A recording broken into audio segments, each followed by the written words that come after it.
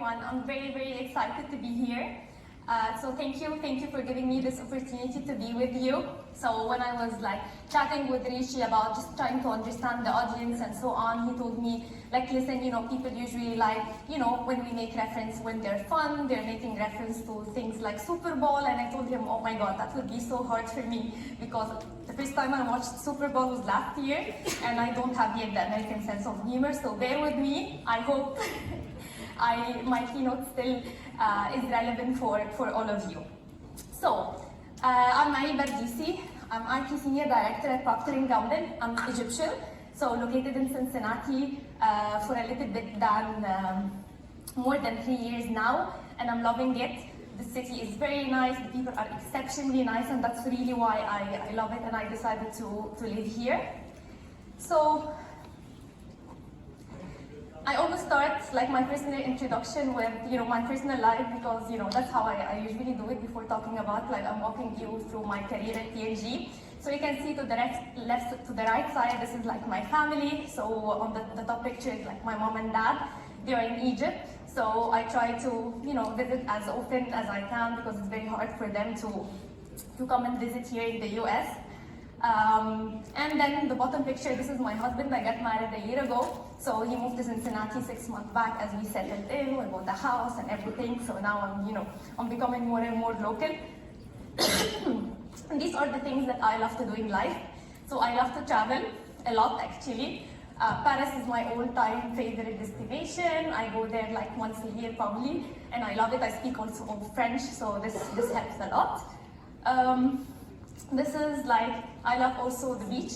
So, and this is actually one of the favorite beach spots in Egypt. So I deliberately decided not to put a picture of pyramids because, Egypt has much, much more to offer. So one day, make sure that you visit. And last but not least, this is like my passion as well. I'm a certified Pilates instructor. So this is a picture in a studio in over the Rhine that I took a few months back. Okay? Next. Okay, so this is my career path within P&G. Just to tell you a little bit about myself, who I am, and give you a flavor of the type of career opportunities you have in P&G. So, to start with, I graduated from Nantes University, so in France. So I got this amazing opportunity to study in France.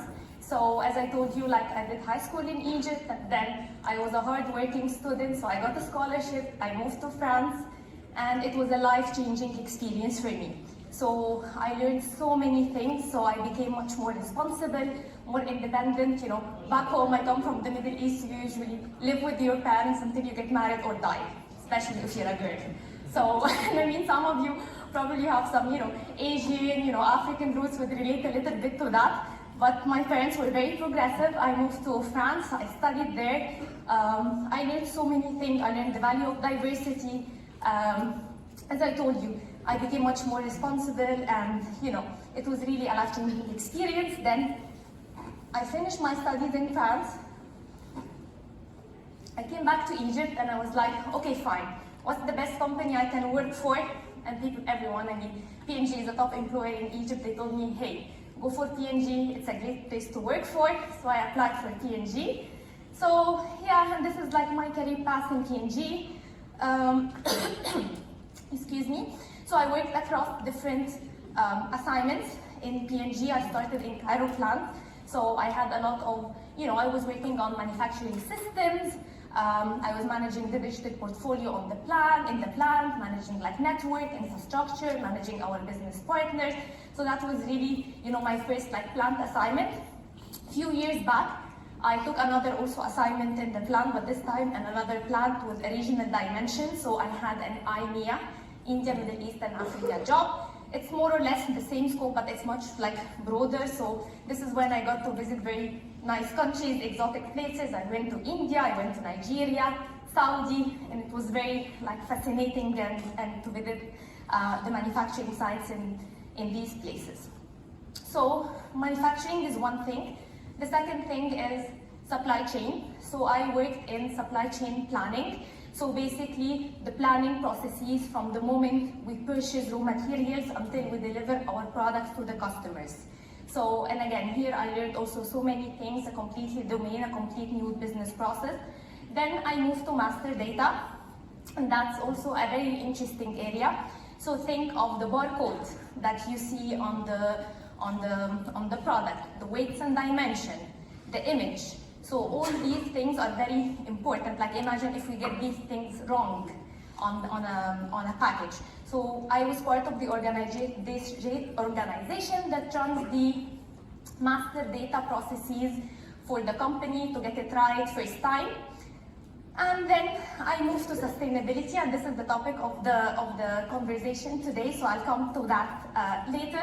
And last but not least, where I am today, I work in people services, which is basically the services that we provide to our employees in P&G, like digital services, PC, computers, how they get help for their HR issues, IT issues. So, how to make our employees happy, basically, that's how I would summarize this job.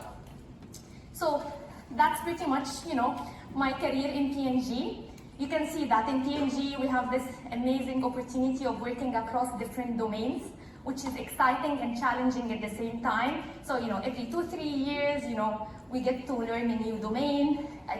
It's very challenging, yet it's not scary, because in P&G some things do not change, like culture does not change.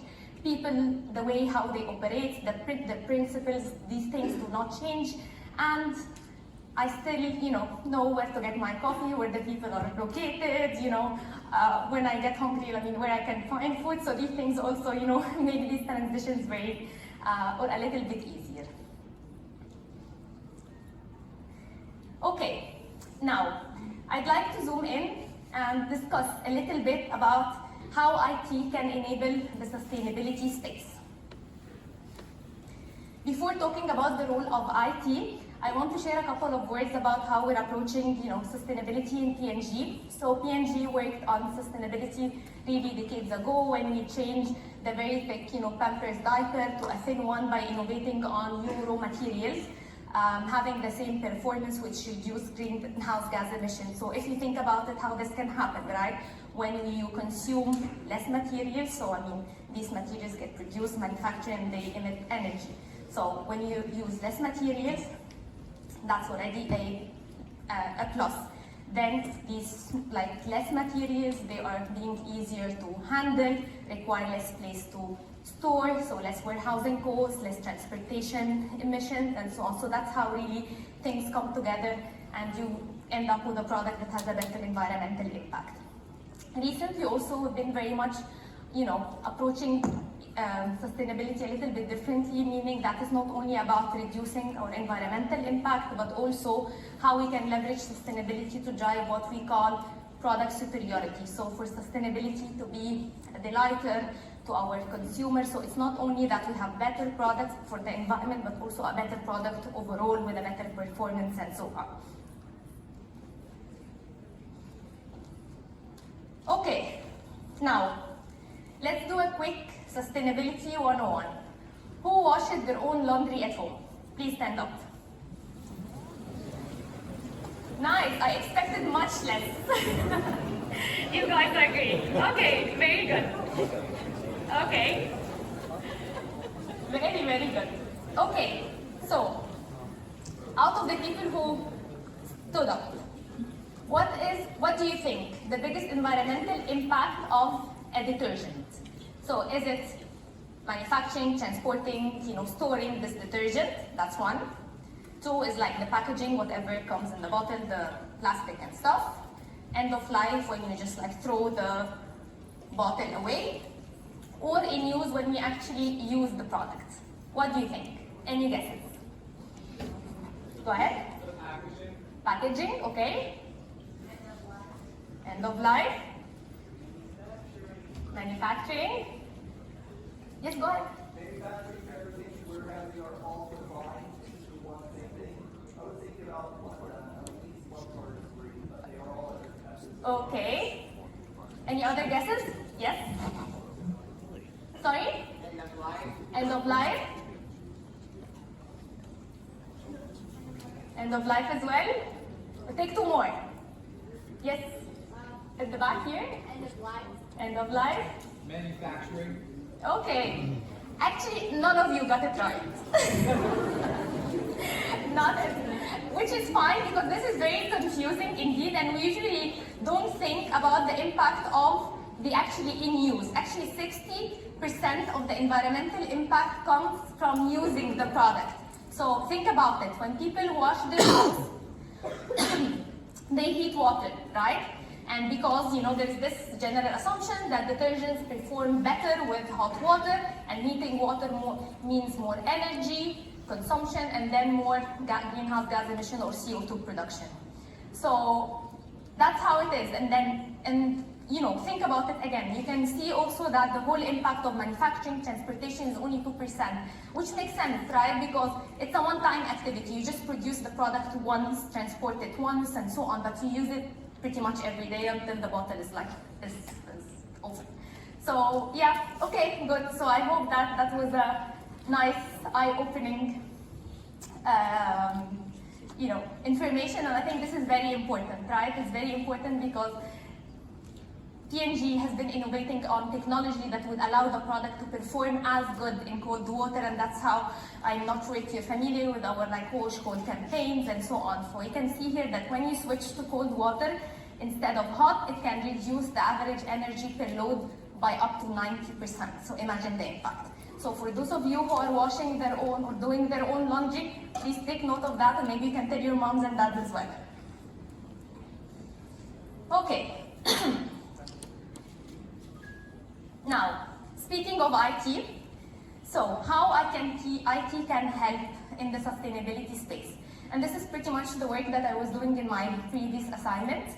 So there are 3 key areas where IT enables sustainability. Number 1 is that data for reporting P&G sustainability goals. So in P&G, we have sustainability goals related to our greenhouse gas emission, our consumer packaging, to be recyclable or reusable.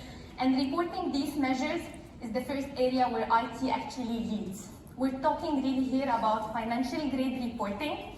So it's should be as robust as our financial reporting that goes to Wall Street. So think about it, reporting on its own is not very hard, right? It's just like Power BI dashboards, you build nice visuals and so on, which is true. But what's not easy is the data behind, because you want data that is auditable, traceable, and meeting certain regulations. So our role really as an IT leader was to create what we call systems of record, making sure that the data has the right data quality rules, and it's published the right time to the right people to enable the reporting for P&G. So that's area number 1. Number 2 is capability to help optimizing sustainability goals. So knowing where we are and reporting is one thing, but then how we can optimize our environmental impact is a different thing. So we work on providing insights to enable decision making to achieve these goals. So for example, my team and I were working on, for example, packaging insights dashboard. It tells you, okay, how your packaging looks like, what are the materials that goes into your packaging at a business unit level, at a category level, at even a single product unit level, so that you can make, our R&D, packaging, people make the right choices for the business and for the company, and for the environment, of course.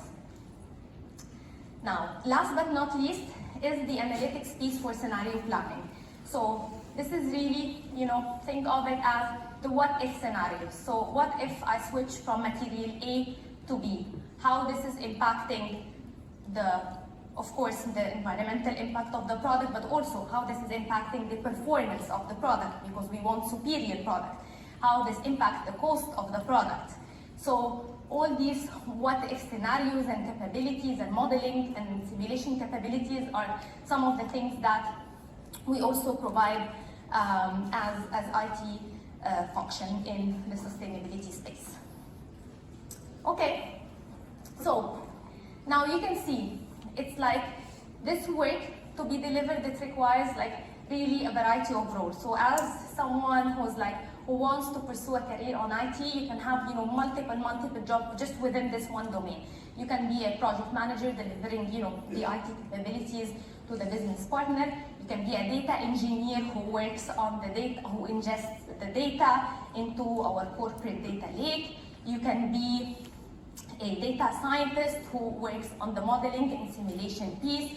You can be a product owner who owns basically the products, the solution that we will, and manage, the improvements and the enhancement of what we offer to our clients and customers. Okay, so now the last part of I hope I managed to get some traction to the type of jobs we have and interest to the type of jobs you can have in P&G, in IT. Now, I've been asked as well to provide a little bit of career advice. Again, I'm not a fan of advice because our journey in life and our experiences are very unique and are very different. But this is again a reflection of my own experience and my own journey. So I just thought of sharing with you, things that at least I believe in and I'd love to share with you. Number one is that it's okay if you don't have a clear path of your career. So I remember 15 years ago, I was not, or a little bit more actually. So I was not sure about what I really want to do. I was I had friends who wanted to be, who had very clear, career path in their mind. They wanted to do engineering and, civil engineering or computer engineering or whatever. I had no clue about what I wanted to do, and it was okay. So sometimes you're clear about what you want to do in life, and sometimes you're not. And that's okay. It's the beauty also of life is that, it unfolds as we go. You just keep trying, exploring new things, and then you will ultimately find your passion. If you told me 15 years ago that, I would end up living in the US, speaking English as well, and, working in IT, I would have never ever believed you. So that was far from what I, imagined my life to be, but here I am and I'm having a very exciting job that I love, and I live in a beautiful place as well with my family. So I think that's one. Number two is to define your own success. So each one of us has their own definition of what success looks like, and I think it's very important for you to know what success means for you. So for some people, it's just career advancement, like getting promoted or, taking a step level, the next step in your career. For some people, it's just making more money. For others, it's enjoying what they do. So I think it's very important for you to know what you want to do and what success means for you so that you can pursue your goals. So that's two. Now the third one is that work doesn't define who you are. As you notice, I started with my personal life because that's, very important to me. Work is part of who I am. That's not everything I am. So what I do outside of life, like my Pilates practice, my family, my social circle are very important to me. So I think this is something that we have to be very conscious about. And I'm very happy that I think the new generation, like you, are much more aware of this than than ours. Because I remember very well, like when I was doing, for example, interviews in Egypt, the new hires or like people interviewing would ask me, oh, how do you approach work-life balance in P&G? What are the flex work arrangements you're offering? These questions I would have never ever asked when I, interviewed. It would never even come to my mind. So I think it's great that you have this awareness of the importance of personal life balance, and that there is more, to life than work. Last but not least, I think it's like being authentic. So stay true to who you are.